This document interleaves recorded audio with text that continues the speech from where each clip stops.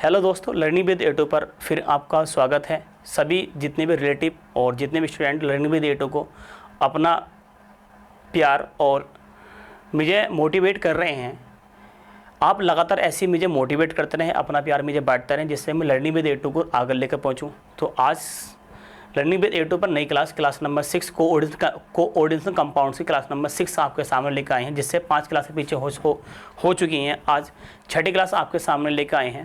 तो छठी क्लास में जो क्लास का नाम होगा या क्लास जो होगी वो होगी EAN रूल्स। EAN रूल्स है क्या, जिसको हम बोलेंगे effective atomic number. Effective atomic number जिसको प्रभावी परमाणु क्रमांक बोलेंगे। प्रभावी परमाणु क्रमांक किसने दिया था? तो 1927 ईस्वी में सिडविक ने कोऑर्डिनेशन कंपाउंड्स पर एक रूल्स बनाया, जिसको हमने बोला EAN रूल्स। तो इसके लिए देखो, इसको बोला भी गया है, ऊपर लिख भी रहा है, Sidgwick theory of coordination compounds. Sidgwick ने कोऑर्डिनेशन कंपाउंड्स की स्टेबिलिटी को यानी कि स्टेबिलिटी को शो करने के लिए, स्टेबिलिटी को पहचानने के लिए एक कॉन्सेप्ट दिया। उस कॉन्सेप्ट का नाम क्या है? EAN है। तो उस कॉन्सेप्ट को समझते हैं, पढ़ते हैं। देखो, बिल्कुल जीरो लेवल से स्टार्ट करेंगे। हाँ, मैं ये कहना चाहूँगा कि आप जो है इस क्लास को और भी अच्छा करने के लिए, आप EAN नंबर को समझने के लिए आपको जो है क्लास 4 और क्लास 5, क्लास 4 में जो था सेंटर वाले एटम की ऑक्सीकरण संख्या पढ़ाई थी मैंने, जो कि समझना बहुत ज़रूरी था क्लास 4 के अंदर।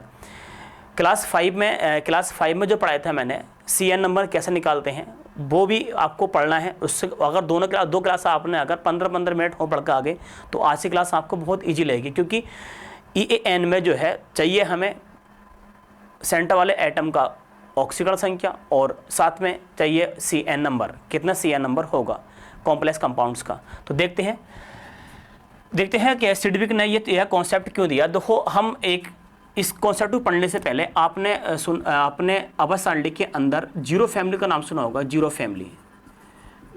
फैमिली या जिसको हम इनर्ट गैसेस बोलते हैं, जिसमें helium, neon, argon, krypton, xenon, radon, जिसका परमाणु क्रमांक, और हीलियम की बात करेंगे तो इसका परमाणु क्रमांक होता है 2, इसका होता है 10, इसका होता है 18, इसका होता है 36, इसका होता है 54 और इसका होता है 86।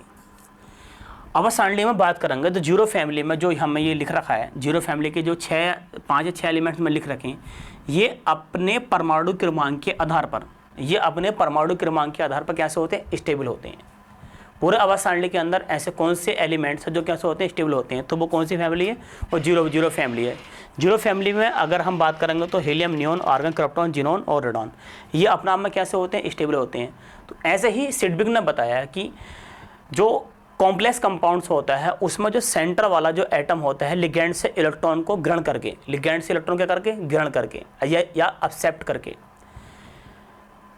करके अपना स्टेबिलिटी क्या करते हैं? शो करते हैं। अर्थात ऐसे कॉम्प्लेक्स जिसका EAN कैलकुलेट करने के बाद इनके बराबर आ जाए, 18 आ जाए, 36 आ जाए, 54 आ जाए, 86 आ जाए, वो अपना में क्या होगा? स्टेबल होगा।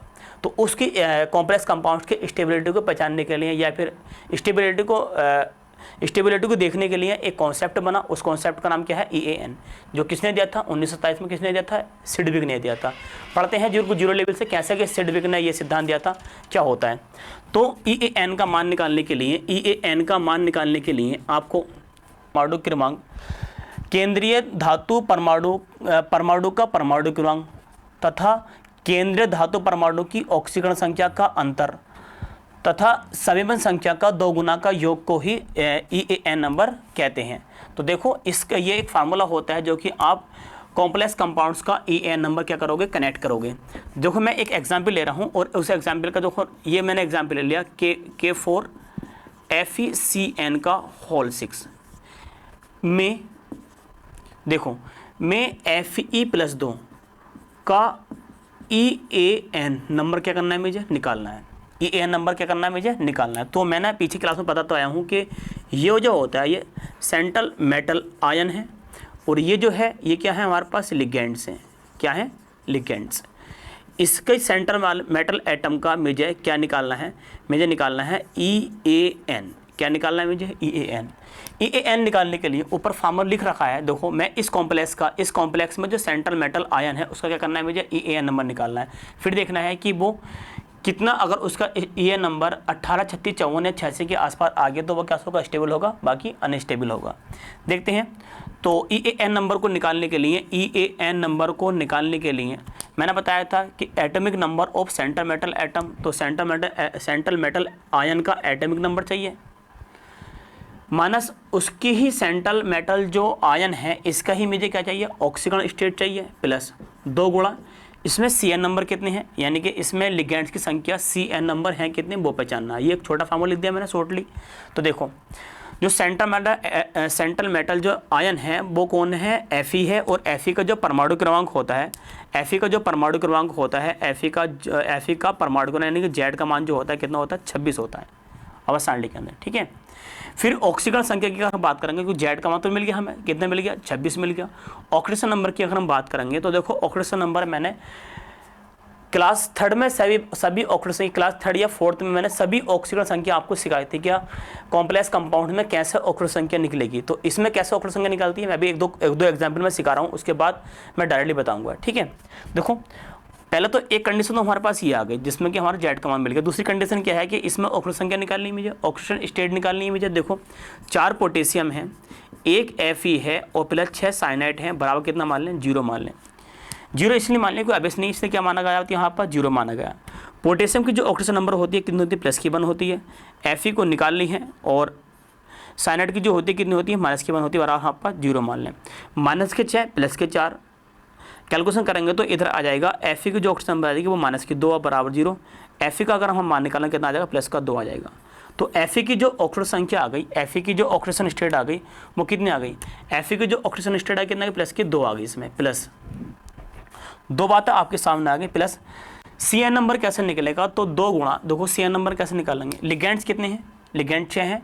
लिगेंड्स कौन सा वाला है, मोनोडेंटेड है। लिगेंड कौन सा है, मोनोडेंटेड है। तो मोनोडेंटेड लिगेंड कितने लोग पर देता है, 1 लोग पर देता है। तो 6 मोनोडेंटेड मिले कितने लोग पर देंगे, 6 लोग पर देंगे। तो इसका CN नंबर कितना हो जाएगा, 6 हो जाएगा। तो CN नंबर कितना हो जाएगा, 6।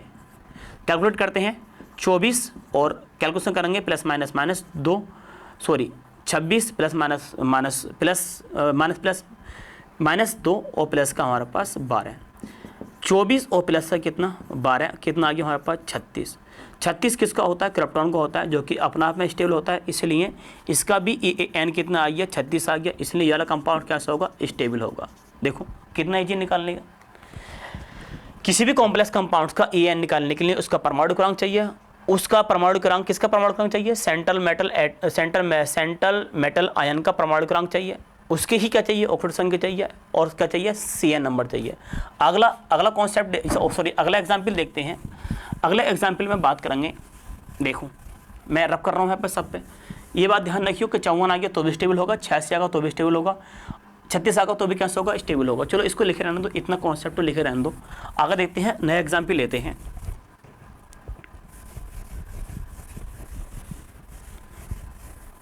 नए एग्जाम्पल अगर मैं बात करूँगा तो CONH3 का होल 6 ब्रैकेट के बाहर ले दिया मैंने, Cl3 में कोबाल्ट की जो ऑक्सीजन संख्या निकल कर आएगी वो आगे इसकी 0 होती है। तो कोबाल्ट की ऑक्सीजन संख्या निकल के 3 निकल कर आएगी। तो मैं कोबाल्ट प्लस 3 का EAN कितना होगा। तो EAN का फार्मूला क्या होता है, EAN का जो फार्मूला होता है, EAN का जो फार्मूला होता है मैंने ये बताया है कि सेंट्रल मेटल एटम का परमाणु क्रमांक चाहिए माइनस उसकी ही ऑक्सीजन स्टेट चाहिए, सेंट्रल मेटल आयन की ऑक्सीजन स्टेट चाहिए, प्लस 2 गुणा CN नंबर, 2 गुणा CN नंबर। देखो ये कौन है, सेंट्रल मेटल आयन है, सेंट्रल मेटल आयन है का कोबाल्ट। कोबाल्ट का जो परमाणु क्रमांक होता है Z का कितना होता है, 27 होता है। Z का कितना होता है, 27। चलो 27 मान मिल गया। कोबाल्ट की ऑक्सीजन संख्या की बात करेंगे तो इसकी ऑक्सीजन कितनी होती है, 0 होती है। तो 6 गुणा 0, इसकी होती है माइनस के मान, माइनस के 3 बराबर कितना होता है, प्लस के 3 आ जाएगा। कोबाल्ट की जो ऑक्सीजन संख्या कितनी आगे बढ़ती है, वो प्लस की 3 आ जाएगी। तो कोबाल्ट की जो ऑक्सीजन स्टेट आगे वो कितना आगे बढ़ती है, प्लस की 3 आ गई, प्लस 2 गुणा CN नंबर कितना होगा। अमोनिया मोनोडेंटेड है, एक मोनोडेंटेड 1 लोंग पर देता है। तो 6 मोनोडेंटेड मिले कितने लोंग पेड़ देंगे, 6 लोंग पेड़ देंगे, इसलिए कोबाल्ट का जो CN नंबर कितना हो जाएगा, 6 हो जाएगा। तो यहाँ कितना रख देंगे, 6 रख देंगे। ठीक है, 27 माइनस के 3 प्लस के 12, 24 और प्लस के 12 और यहाँ आ जाएगा हमारे पास 36। 36 है, 36 किसका होता है, 36 होता है क्रिप्टॉन का। KR कितना होता है, 36 होता है। तो ये कैसे होता है, अपना में क्या होता है स्टेबल होता है। तो ये भी कैसे हो जाएगा, यार कंपाउंड का हो जाएगा स्टेबल हो जाएगा। सही है। तो CONH3 का होल 6 Cl3 में CO+3 का EN नंबर कितना आ गया हमारे पास, 36 आ गया। 36 से तो कैसे कंपाउंड होगा, स्टेबल होगा। EN नंबर को निकालने के लिए ये फार्मूला हम यूज़ कर रहे हैं। अगला एग्जाम्पल देखेंगे। चलो इसको मैं थोड़ा और मिटा दूँ ऊपर भी, ठीक है, इतना मिटाना है। फिर अगला नंबर देखते हैं या अगला एग्जाम्पल देखते हैं। ये वाला फार्मूला लिखा रहना दो, हर फेरी में EN नंबर इसी फार्मूले से निकालेंगे। तो अगला जो एग्जाम्पल की बात करेंगे हम, K4HgI4 देखो, में Hg+2 का EAN कितना होगा, EAN कितना होगा। तो देखते हैं, Hg जो होता है, Hg का परमाणु क्रमांक, Hg का परमाणु क्रमांक Z का मान जो होता है वो कितना होता है, 80 होता है। Hg क्या है, सिल्वर, जिसका परमाणु क्रमांक कितना होता है, 80 होता है। अब हम बात करेंगे उसकी ऑक्टेट संख्या की, कि ऑक्टेट संख्या कैसे निकलेगी। देखो यहाँ पे 2 मानो, यहाँ पे मानो आप 2, गलत आप कॉन्सेप्ट से आ जाएगा, यहाँ 2 मानो। तो K2HgI का होल 4 में Hg+2 के क्या निकालना है मुझे, EAN नंबर निकालना। तो EAN नंबर निकालो। देखो इसका Hg का परमाणु क्रमांक कितना हो गया, 80 हो गया। और अगर मैं ऑक्सीजन स्टेट की अगर बात करूँगा तो इसकी होती है प्लस का 1, इसको प्लस का 1 तो +2 हो जाएगा, इससे -1 होती है -4 हो जाएगा, +2 -4 -2 हो जाएगा बराबर +2 हो जाएगा। तो ऑक्सीजन नंबर कितना आ जाएगी, +2 आ जाएगी। CN नंबर की अगर हम बात करेंगे, Hg का CN नंबर की बात करेंगे तो आयोडीन जो होता है मोनोडेंटेड होता है। एक मोनोडेंटेड मिलकर एक लॉन्ग पेयर देता है। तो चार आयोडीन मिलकर कितने लॉन्ग पेयर देंगे, 4 देंगे। तो Hg का CN नंबर कितना हो जाएगा, 4 हो जाएगा। तो Hg का CN नंबर कितना हो गया, 4 हो गया। अब देखते हैं Hg+2 का EAN नंबर निकालें। तो परमाणु क्रमांक कितना आ गया, इसका 80 आ गया। ऑक्सीजन कितनी आ गई बताओ, वो आ गई +2 गुणा CN नंबर कितना आ गया, 4 आ गया। तो 80 माइनस का 2 और +8, 80 में से 78 हो जाएगा, 8 हो जाएगा और ये कितना आ गया, 86 आ गया। तो 86 किसका होता है, 86 होता है हमारे पास रेडॉन का। रेडॉन का परमाणु क्रमांक कितना होता है, 86 होता है। कैसे होता है, स्टेबल होता है। तो ये भी कैसा आगा, तो इसका ये भी कैसे होगा, ये भी स्टेबल होगा। कंपाउंड्स कैसे कंपाउंड होगा, स्टेबल कंपाउंड्स होगा। ऐसे ही अगला कॉन्सेप्ट की बात करेंगे तो मैं कहूँगा कि इसका EAN नंबर कितना आ गया, 86 आ गया। 86 है तो कैसा होगा, स्टेबल होगा। आगे अगर आप बात करेंगे, अगला एग्जाम्पल की बात करेंगे, यही फार्मूला लिख रहने दो, इस फार्मूला लिख रहने दो इस टाइप से। मैं आगे अगर बात करूँगा MOCO का होल 6 मान लें, होल 6 मान लें, में MO का क्या निकालना, EAN इफेक्टिव एटॉमिक नंबर क्या करना है मुझे, निकालना है। तो EAN निकालने के लिए परमाणु क्रमांक चाहिए, किसका, सेंट्रल मेटल एटम का क्या चाहिए, परमाणु क्रमांक चाहिए। साथ में इसकी क्या चाहिए मुझे, ऑक्सीजन स्टेट चाहिए। फिर इसका क्या चाहिए मुझे, CN नंबर चाहिए। तो MO का जो Z का मान होता है, MO का जो परमाणु क्रमांक Z का मान होता है वो होता है 42 होता है। कितना होता है, 42। इसकी ऑक्टेट संख्या की बात करेंगे तो ऑक्टेट संख्या निकलता कॉम्प्लेक्स के अंदर से मुझे ऑक्टेट संख्या निकालनी है। तो इसकी ऑक्टेट संख्या कितनी होती है, 0 होती है। तो इसकी गुणा करेंगे 6 से 6 गुणा करेंगे 0 आ जाएगी। तो ऑक्टेट संख्या कितनी आ रही है, ऑक्सीजन स्टेट जो आ रहा है कितना आ रहा है, 0 आया। CN नंबर की बात करेंगे तो कार्बोनिल जो है वो मोनोडेंटेड है। तो कार्बोनिल क्या है, मोनोडेंटेड है। तो एक मोनोडेंटेड कितने लॉन्ग पेयर देता है, 1 लॉन्ग पेयर देता है। तो 6 मिलकर कितने लॉन्ग पेयर देंगे, 6 मिलकर कितने लॉन्ग पेयर देंगे, 6 लॉन्ग पेयर देंगे। तो MO का CN नंबर कितना आ जाएगा, 6 आ जाएगा। तो CN नंबर कितना आ जाएगा, 6 आ जाएगा। Z का मान की बात करेंगे कितना आ गया, 42 माइनस का 0, ऑक्सीजन स्टेट कितना 0 आ गई, प्लस 2 गुणा 6 तो 42 और प्लस कितना हो गया यहाँ पर 12, दोनों को कनेक्ट करेंगे कितना आ जाएगा, 54 आ जाएगा। 54 किसका होता है, जिनोन का होता है। जिनोन कितना आ गया, 54 आ गया। अगर जिनोन का 54 होता है तो जिनोन कैसे होता है, स्टेबल होता है। तो ये भी कैसे हो जाएगा, ये भी कंपाउंड कैसे हो जाएगा, स्टेबल हो जाएगा। क्योंकि इसका भी परमाणु क्रमांक कितना आ गया, 54 आ गया। तो इसका परमाणु क्रमांक 54 आ गया, तो ये भी स्टेबल है। तो ये भी स्टेबल है अपना आप में, तो ये भी क्या होगा, ये भी स्टेबल होगा। आगे बात करेंगे, अगले एग्जाम्पल की बात करेंगे, कितना एजी है देखो निकालना, EAN नंबर निकालना कितना एजी है, समझते रहो, आगे बात करेंगे। इसको मिटाना, यही फार्मूला है, इस फार्मूले को यूज करेंगे। अगले की बात करेंगे हम, तो PTCl का 6 और ऊपर बात कर लो माइनस के, चलो 2 मान लो, ठीक है, हाँ माइनस का, ठीक है माइनस के 2 मान लो, में PT कितना आ जाएगा 4, PT प्लस 4 का क्या निकालना है, EAN नंबर निकालना है, क्या निकालना है, EAN नंबर निकालना है।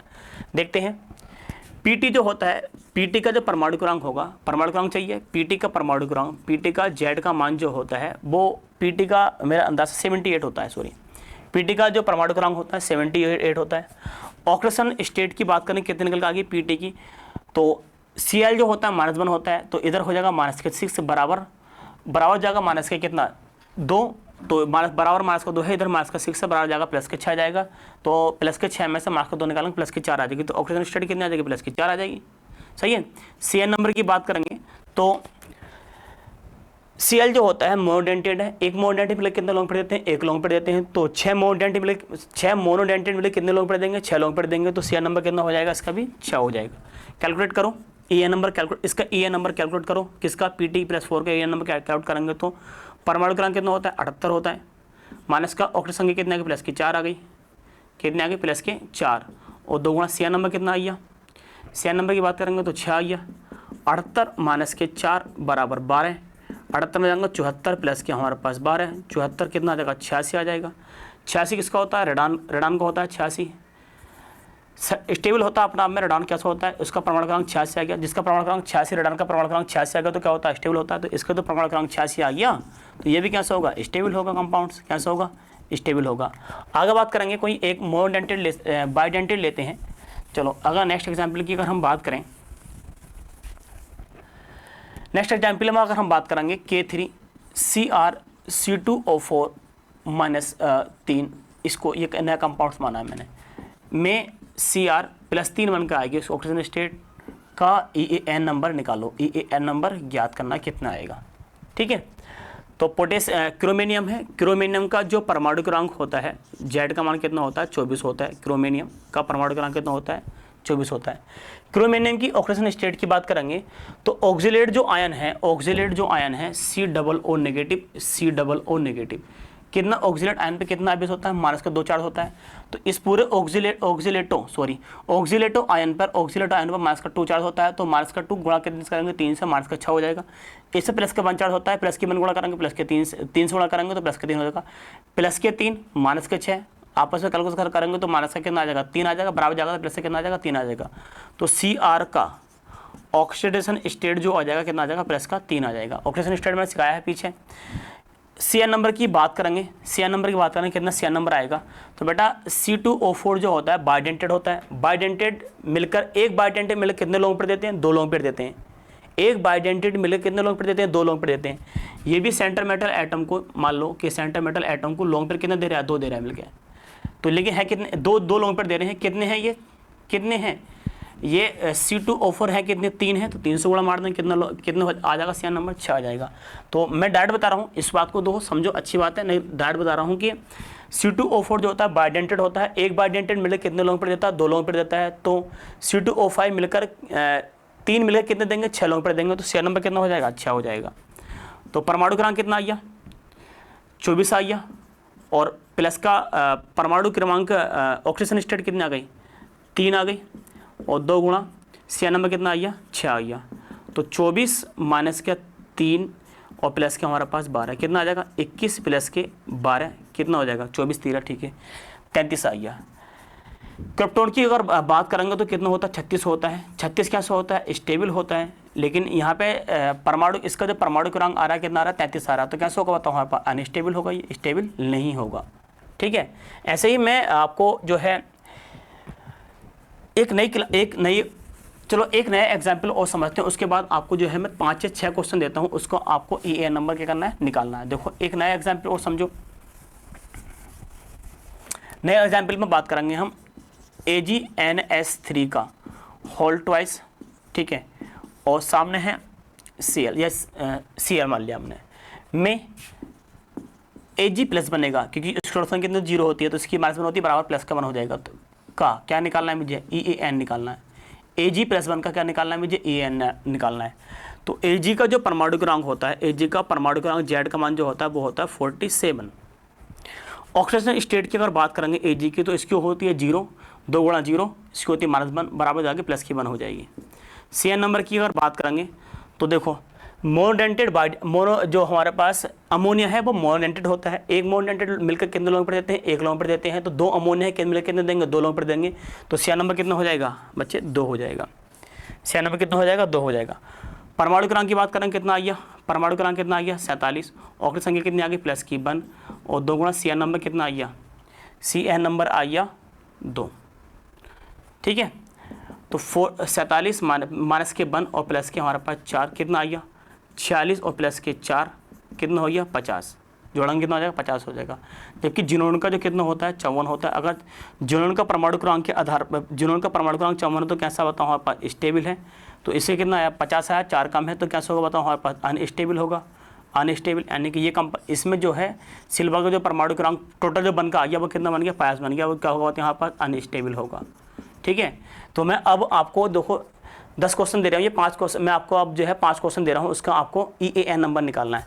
तो मैं समझा हुआ कि आपको सबका CN नंबर समझ में आ गया होगा। तो मैं आपको 6 क्वेश्चन दे रहा हूँ जिसको आपको EAN नंबर निकालना है, जिसमें लिख भी रहा है ऊपर, calculate the effective atomic number EAN of the central metal ion in the following complex. ये कॉम्प्लेक्स दे रखे हैं आपके, एक दे रखा कॉम्प्लेक्स ये दे रखा है, इसमें आपको किसका आयरन का EAN नंबर निकालना है, इसमें निकल का निकालना है EAN नंबर, इसमें किसका निकालना है PT का निकालना है, इसका निकालना है CO का निकालना है, इसमें CU का इसका किसका CR का निकालना है। 6 क्वेश्चन मैं आपको दे रहा हूँ, आप जो है EAN नंबर निकाल कर दिखाओ मुझे। ठीक है, थैंक यू फॉर वॉचिंग।